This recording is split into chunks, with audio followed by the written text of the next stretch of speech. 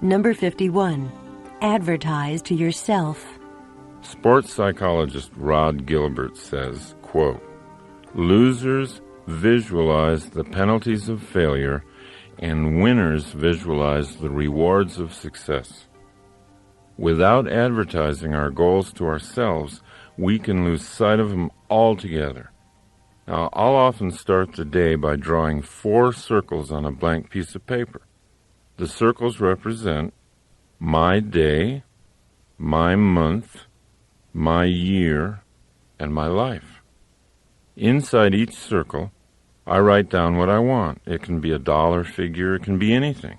And the goals can change from day to day. It doesn't matter. There's no way to get this process wrong. But by writing the goals down, I'm like an airline pilot looking at my map before takeoff. I'm orienting my mind to what I'm up to in life. I'm reminding myself of what I really want. Now, when you get on a plane, would you poke your head into the cabin and say to the pilot, just take me anywhere? That's how we live our lives. That's how we live our lives when we don't make a map. Number 52. Don't stop thinking. Motivation comes from thought. Everything we do begins with a thought. And when we quit thinking, we lose the motivation to act. We eventually slip into pessimism, and the pessimism leads to even less thinking, and so it goes. A downward spiral of negativity and passivity, feeding on each other. Pessimists think so negatively about doing the whole thing perfectly that they end up doing nothing and becoming passive. Whereas the optimist always does a little something, always takes an action, always feels like progress is being made. Pessimists continually use their imaginations to visualize worst-case scenarios, and then concluding that those scenarios are so hopeless that there's no cause for action. Therefore, pessimism always leads to passivity. Optimists agree with Colin Wilson's point of view. He said, imagination should be used not to escape from reality, but to create it. Begin the habit in yourself of saying no to negativity. When negative thoughts start their argument in your mind, which they always do, even for optimists, don't stop thinking. Real creative thinking is going to lead to optimism, and optimism is always self-motivating. Number 53. Debate your dark side. Negative thinking is something we all do. The difference between the person who's primarily optimistic and the person who's primarily pessimistic is that the optimist learns to become a good debater. Once you become thoroughly aware of the effectiveness of optimism in your life, you can learn to debate your pessimistic thoughts. If you catch yourself brooding, worrying, thinking pessimistically about an issue, build a case for the optimistic view. Pretend you're an attorney whose job it is to prove the pessimist in you is wrong. If you really want to open up your life, go optimistic. Number 54. Make use of trouble. I think all of us have heard so many stories, so many incidents where bad events, looking back, in retrospect, were strokes of great fortune. A person who breaks her leg skiing, meets a doctor in the hospital, falls in love, marries him, has a happy life. What seemed horrible turns out to be unexpectedly great. We begin to see the truth in what Richard Bach says. Every problem carries a gift inside it. Now, by choosing to make use of seemingly bad events, by asking yourself, how can I use this? What might be good about this? You can get to the gift inside your problem a lot more quickly. Number 55. Learn to brainstorm by yourself. So, try this. Put a goal on the top of a page, and then put numbers 1 through 20 on that page and begin your brainstorming session. List 20 ideas. They don't have to be well thought out. They don't have to be reasonable. Give yourself permission to flow. Your only objective is to have 20 ideas scrawled down within a certain period of time. If you do this for 1 week, you'll end up with 100 ideas. Are they all usable? No, of course not, but who cares? When you began the process, you probably didn't have any usable ideas. Number 56. Create your own voice. There have been times when I've been told that I am lucky to have a good speaking voice.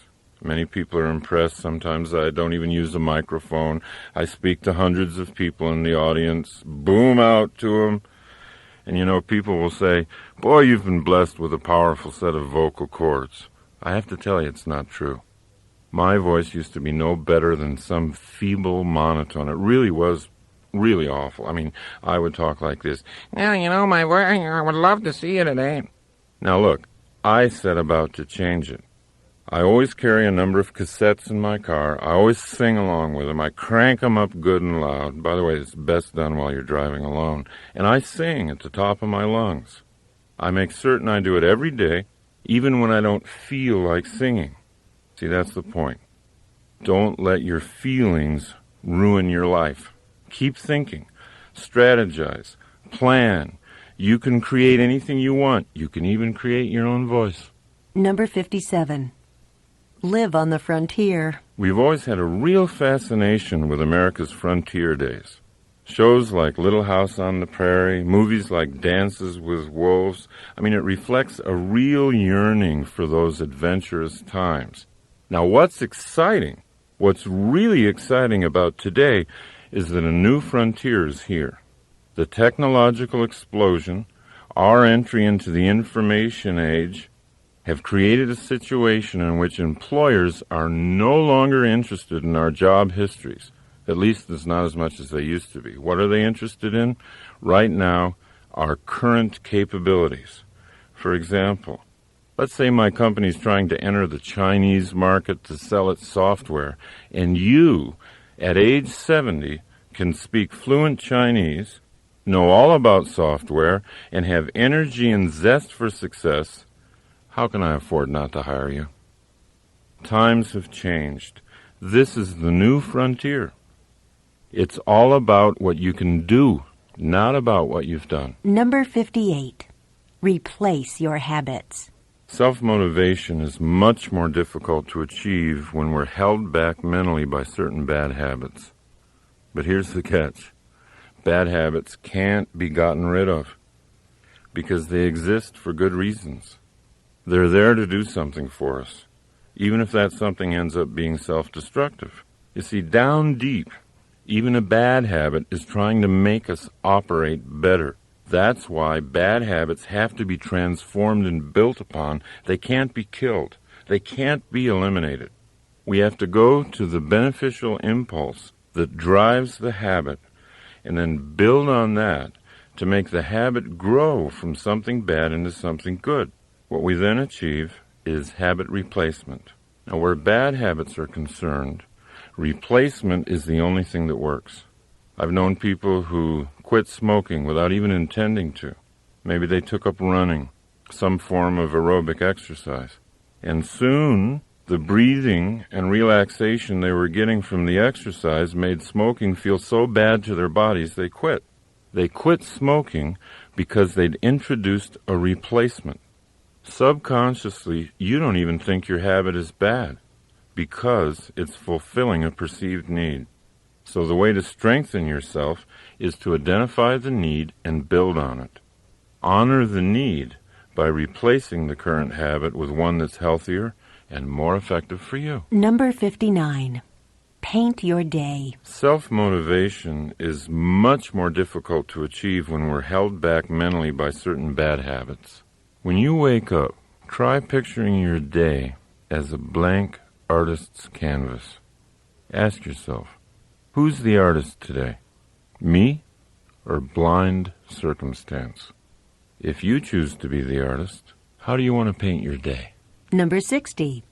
Swim laps underwater. When Bobby Fischer prepared for his World Championship chess match with Boris Spassky, he prepared by swimming laps underwater every day.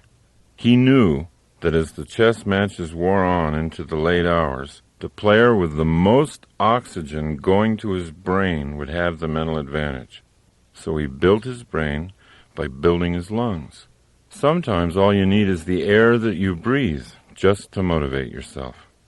Going for a run or a walk or simply deep breathing gives the brain the fuel it feeds on, and motivation comes easy. Number 61.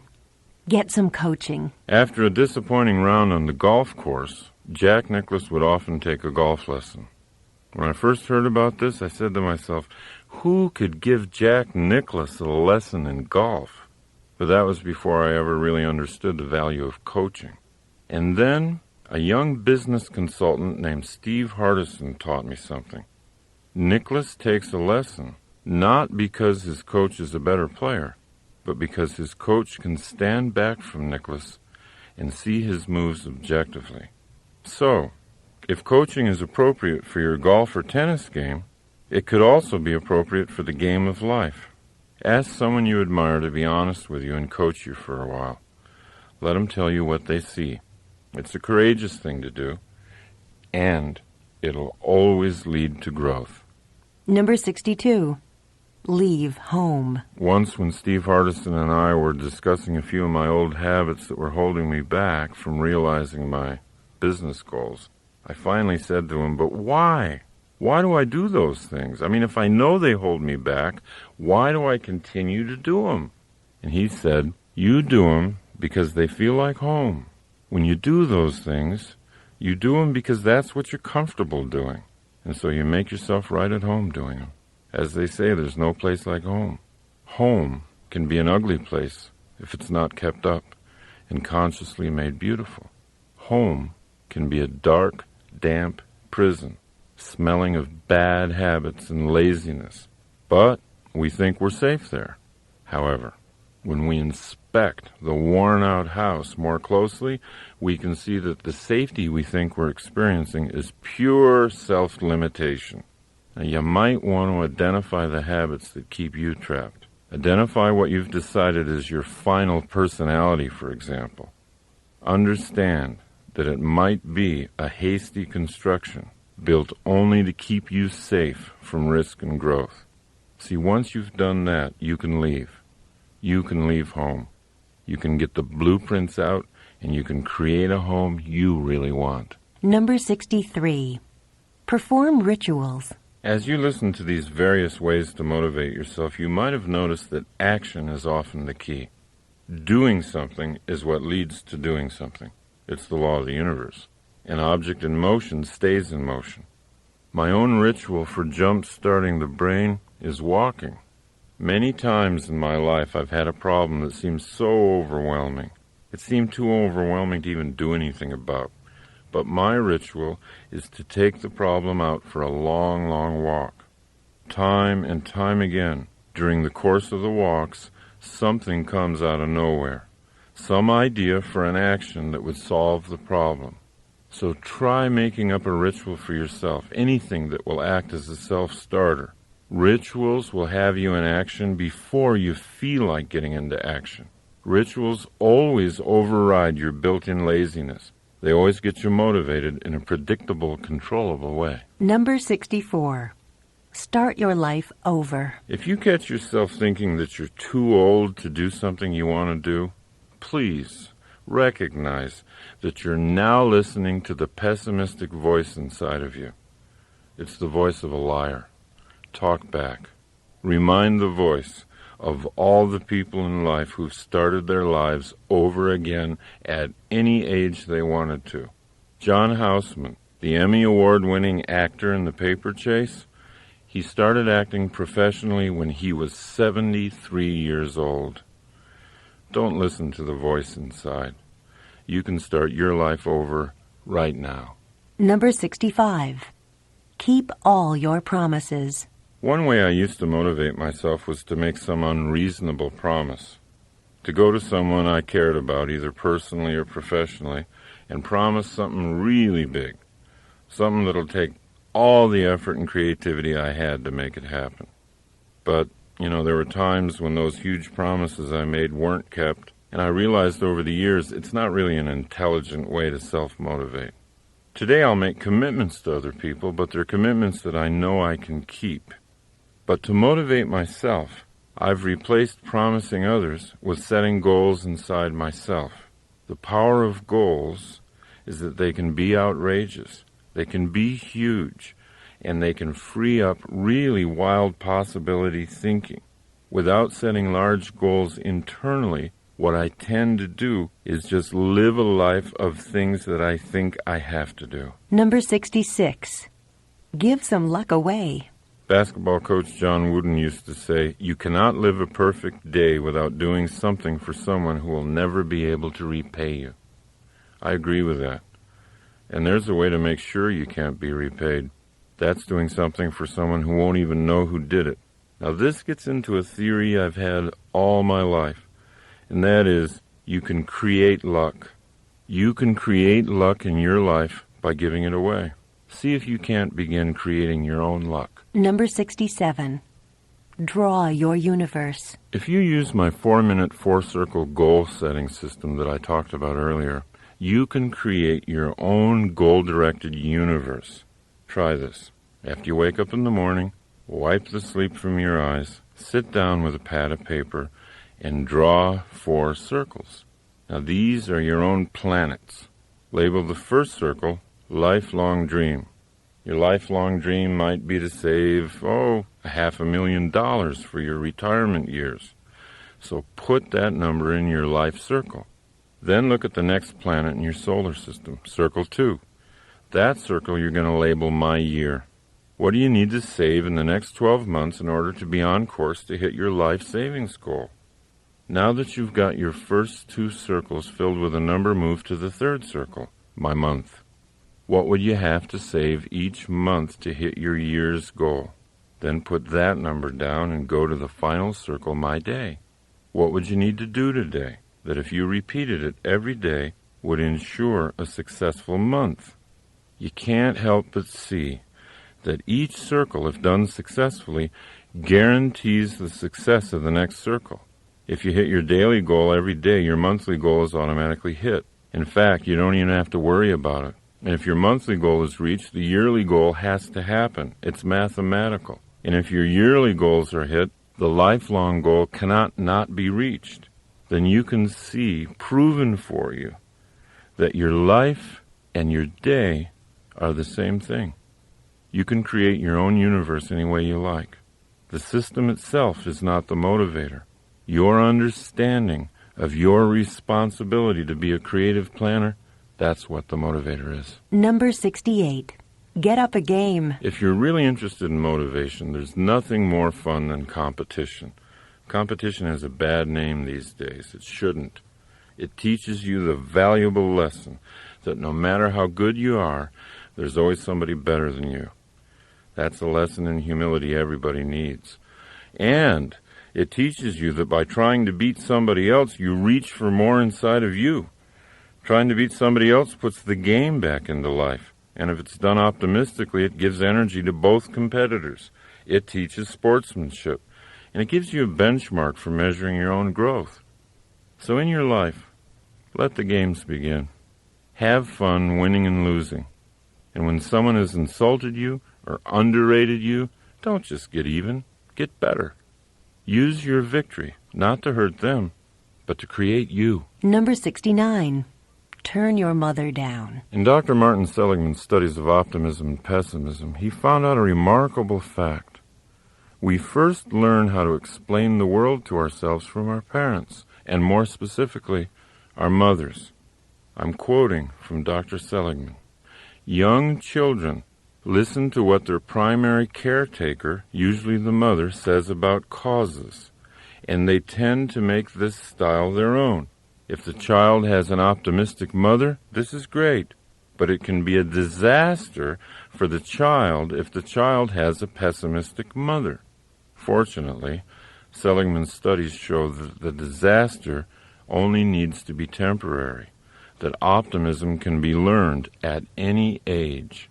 Now, it's not self-motivating to blame mom if you find yourself to be a pessimist.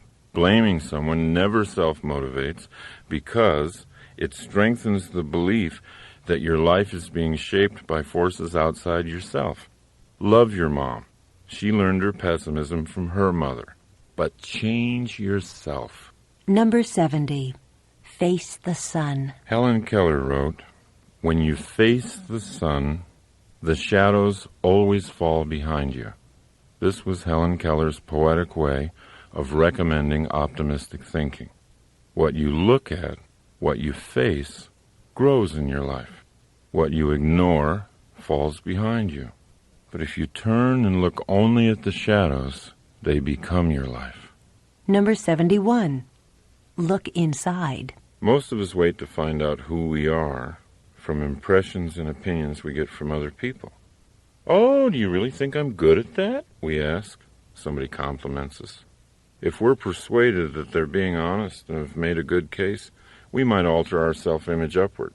That's great getting feedback from others, especially positive feedback. But your journey should be internal. Travel deeper and deeper inside to find out your own potential. Your potential is your true identity. It only waits for self-motivation to come alive. Number 72. Go to war. Anthony Burgess was 40 when he learned he had a brain tumor that would kill him within a year. He was completely broke, and he didn't have anything to leave behind for his wife Lynn, who was soon to be a widow. Burgess had never been a professional novelist in the past, but he always knew it was inside him to be a writer. So, for the sole purpose of leaving behind royalties for his wife, he put a piece of paper into the typewriter and he began writing. He had no certainty that he'd ever even be published, but he couldn't think of anything else to do. Burgess wrote energetically. He finished 5.5 novels before that year was through, but he didn't die. His cancer had gone into remission, and then it disappeared altogether.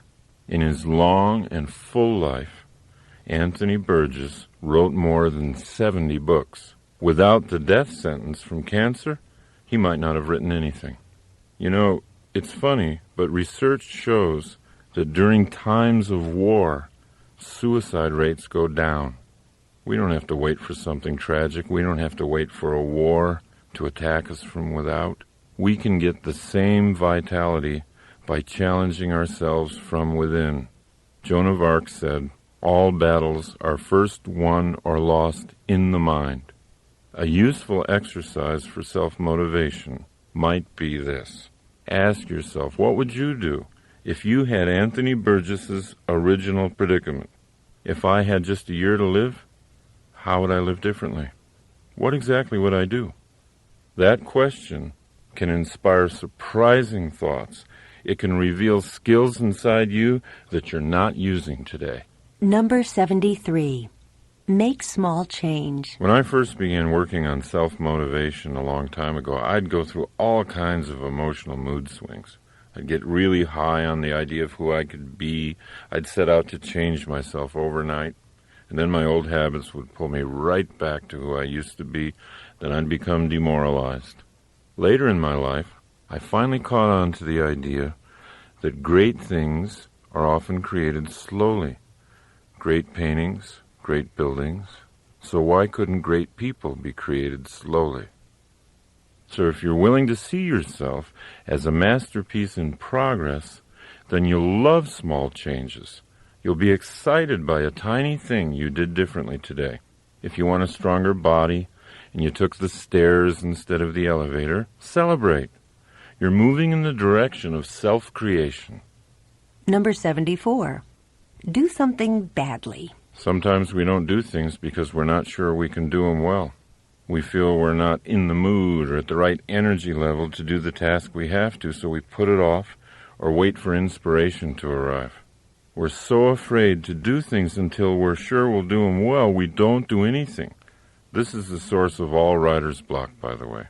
This tendency led G.K. Chesterton to say, if a thing is worth doing, it's worth doing badly. If you're not motivated to do something you know you need to do, just decide to do it badly. Add a little self-deprecating humor. Be comically bad at what you're doing, and then enjoy what happens to you once you're in the process. Number 75. Be a visioneer. A few years ago, I began working with motivational speaker and author Dr. Dennis Deaton, and he allowed me to learn and even teach his principles of visioneering, which he defines as engineering dreams into reality by the use of active mental imaging. The principle is this: you can't do anything that you can't picture yourself doing. Visioneering is just another word for picturing yourself. Once you make the picturing process conscious and deliberate, you begin to create the self you want to be. Number 76. Shine your light. Chesterton used to say that taking things lightly was the most spiritually advanced thing you could do to improve your effectiveness in life. After all, said Chesterton, it's because God's angels take themselves so lightly that they're able to fly. And if his angels take themselves that lightly, imagine how much more lightly he takes himself. Your own motivational level will always be lifted with humor. Anytime you're stuck, ask yourself to take things lightly. Ask yourself to come up with some funny solutions. Laughter will destroy all limits to your thinking. When you're laughing, you're open to anything. Number 77. Be a list writer. Never hesitate to sit down with yourself and make lists. The more you write down what it is you want, the more you can dictate your own future. A goal gains power when you write it down, and it gains more power every time you write it down. Now, we're always looking for motivation in what others have written. But if you become a creative list maker, you'll learn how to motivate yourself by what you've written. Number 78. Be the change. Don't try to change other people. It doesn't work. You'll waste your life trying. We talk to our children for hours about how we think they should change. But children don't learn from what we say. They learn from what we do. By being what you want them to be, you can lead by inspiration. What you tell people to do often goes right by them. Who you are doesn't. The change in you is contagious. When you yourself change, watch how the people around you change. Number 79. See the gold. In every circumstance, we can look for the gold or we can look for the filth. And what we look for, we'll find. Opportunities are like those subatomic quantum particles that come into existence only when they're seen by an observer. Your opportunities will multiply when and only when you choose to see them. Number 80. Simplify. The great Green Bay Packer football coach Vince Lombardi was once asked why his world championship team, which had so many multi-talented players, ran such a basic and simple set of plays. It's hard to be aggressive, he answered, when you're confused. When you simplify your life, it gathers energy. Number 81. Pin life down. Recently, I was working with car dealer Henry Brown of Brown & Brown Nissan, which is a nationally celebrated Nissan dealership. And he was telling me a story about his son, a high school wrestler. Now, his boy had been getting only fair results in wrestling this year. So Henry went and talked to him, and he learned that he entered each match completely prepared to counter anything his opponent tried. And no matter how gifted Henry's son was at countering moves, countering was still countering. So finally, Henry suggested to his son that he try entering a wrestling match with a plan, a series of moves that he would initiate no matter what his opponent tried.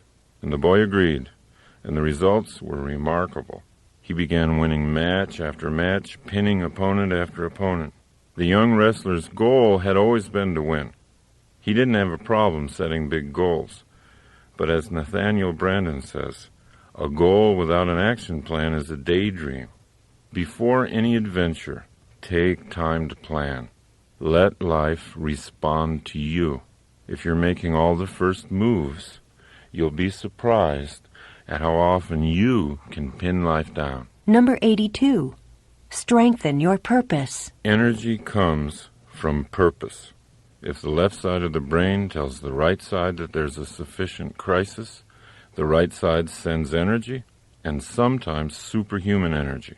And that's why there's such a difference between people who set and achieve goals all day and people who just do whatever comes up, whatever they feel like doing. To the first person, there's always added purpose. To the other, There is boredom and confusion, the two greatest robbers of energy. Because we are totally responsible for our own sense of purpose, that also means that we're totally responsible for the energy in our lives. Number 83. Go on a news fast. I first heard the phrase news fast from Dr. Andrew Weil. Now, he actually tells his patients to stop watching the news for a few weeks, and he gets great results. They sleep better, their whole systems are better. Now, my own recommendation for a news fast has to do with self-motivation. If you go for periods of time without listening to or reading the news, you'll notice an upswing in your optimism about life. You'll really feel a lift in energy. Your mind is yours to fill with whatever you want. The more you accept the responsibility of filling it, the easier it'll be to build an optimistic and effective mindset. Number 84. Choose an action.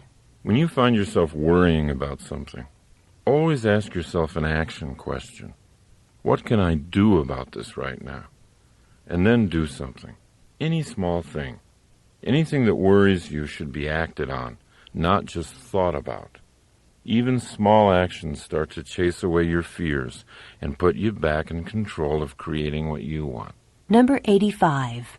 Be a thinker. I was doing some seminars for a large office company in Las Vegas, and the president told me something that was really interesting. He said he had basically two kinds of people working for him, the whiners and the thinkers.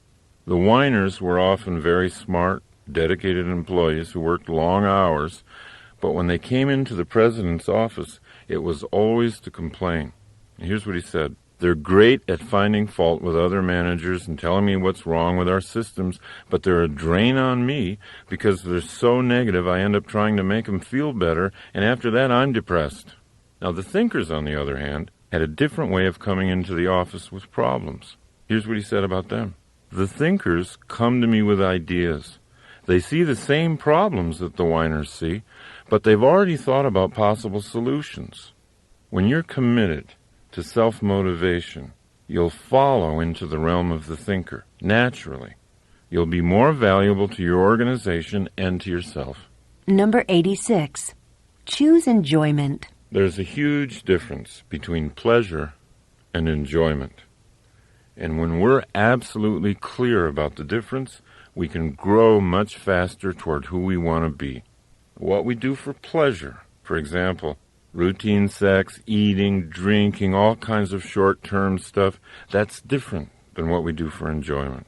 Enjoyment always involves the use of a skill, and it always involves facing a challenge. Things like sailing, gardening, golfing, any kind of activity like that involving skills meeting a challenge result in enjoyment. People who get clear on the difference begin to know how to consciously put more enjoyment into their lives. Number 87. Read mystery novels. The person with the highest IQ ever measured, Marilyn Vos Savant, recommends mystery novels as brain builders. Here's what she says. Not only is this exercise fun, but it's good for you. I'm not talking about violent thrillers or police procedural novels, but instead, I'm directing you to those elegant, clue-filled, intelligent mysteries solved by drawing conclusions, not guns." Unquote. Marilyn Vos Savant believes strongly that the brain can be built as surely and as quickly as the muscles of the body. So the next time you feel like curling up with a good mystery, don't feel guilty. You might be doing the most productive thing you've done all day. Number 88. Express your thoughts. Go ahead and feel your feelings.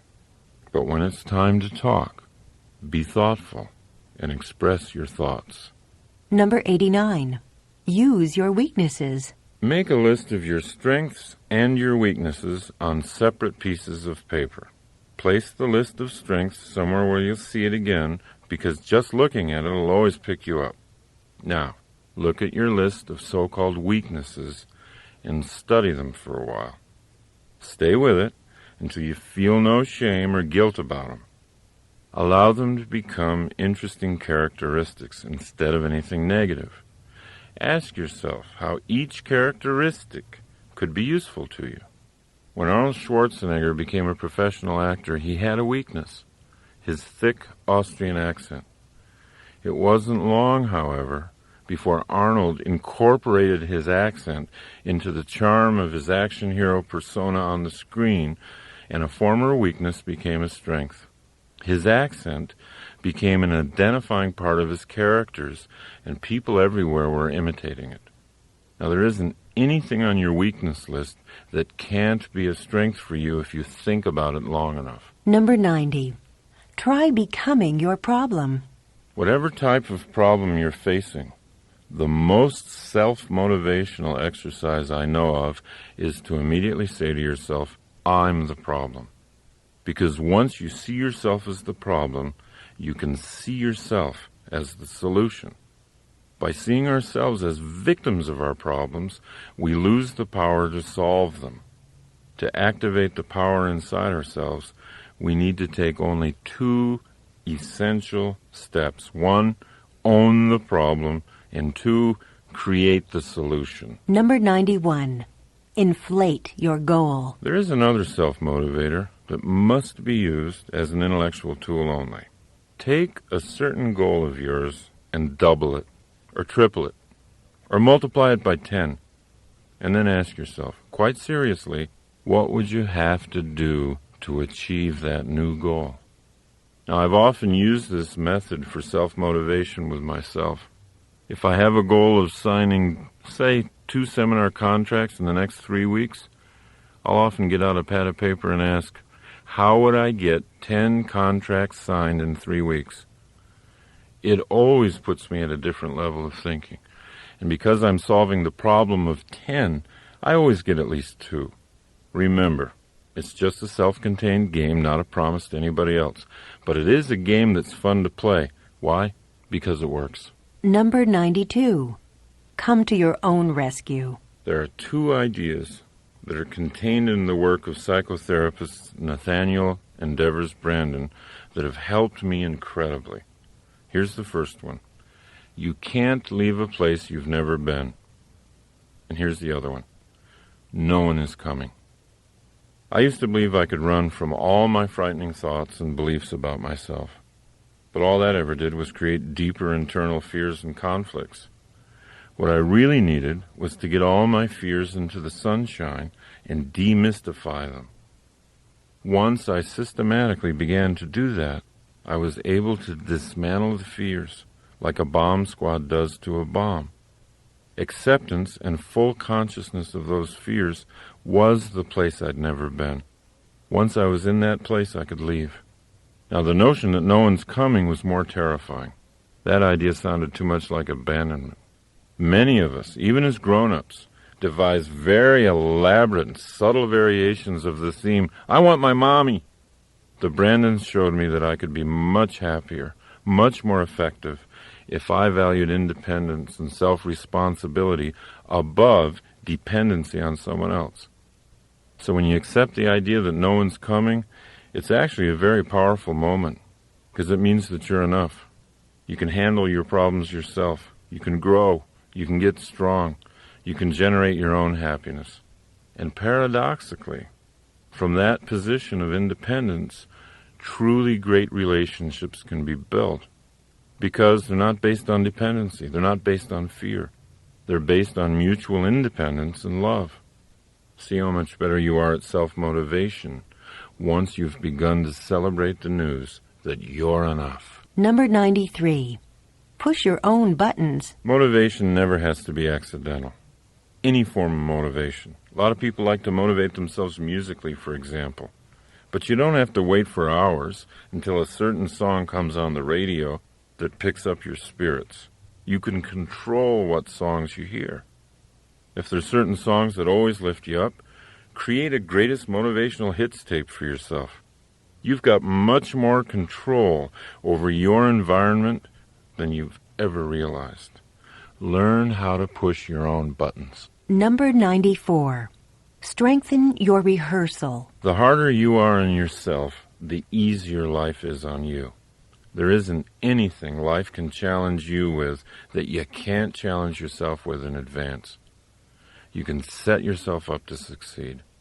If you have to make a presentation in front of someone who scares you, you can always rehearse it first in front of someone who scares you more. If you've got something hard to do and you're hesitant to do it, pick out something even harder and do that first. Watch what it does to your self-motivation going into the real challenge. Number 95. Improve your vision. Robert Fritz said, "It's not what a vision is, it's what a vision does." So what does your vision do? Does it give you energy? Does it make you smile? When you're tired, does it take you that extra mile? A vision should be judged by these criteria. The criteria of power and effectiveness. In other words, what does it do? What do you want to bring into being? If your vision isn't giving you energy, then picture another one. Keep at it until you develop a vision that's so colorful and so clear it puts you in action just to think about it. Number 96. Build your power base. The more awake you are, the more conscious you are, and the more you pay attention to how your own efforts at self-motivation are succeeding, the more powerful you'll become. Your knowledge of self-motivation is power in and of itself. Respect your knowledge and build on it. Number 97. Link truth to beauty. To me, the best case for honesty is how beautiful it is, how clean and clear it makes the journey from current reality to the dream.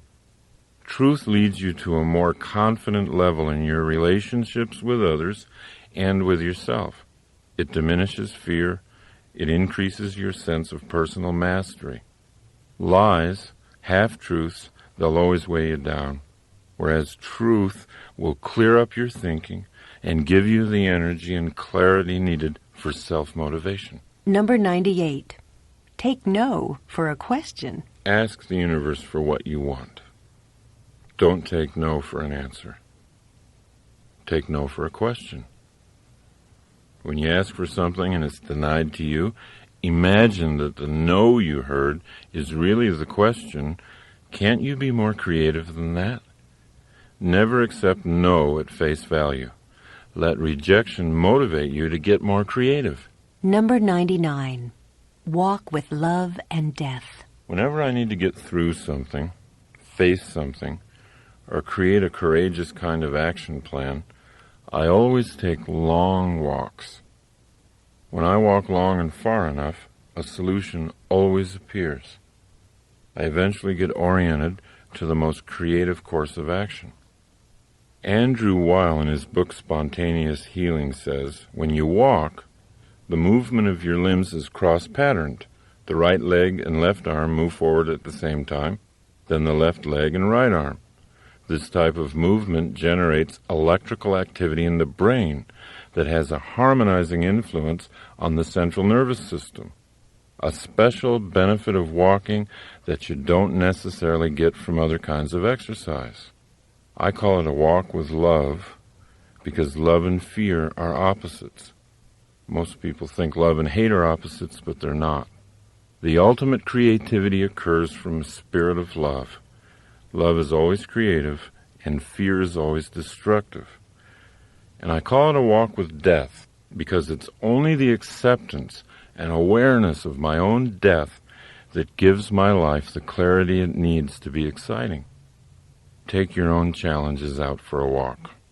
Feel your self-motivation growing inside you. Feel the electricity in your brain. Feel it harmonize with your central nervous system.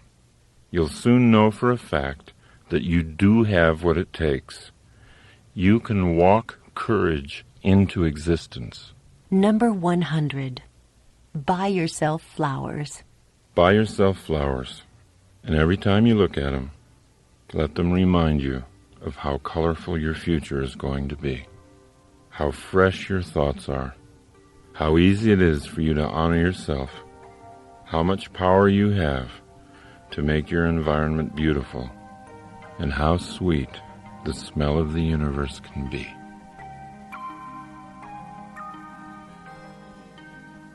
This has been a Highbridge audio presentation.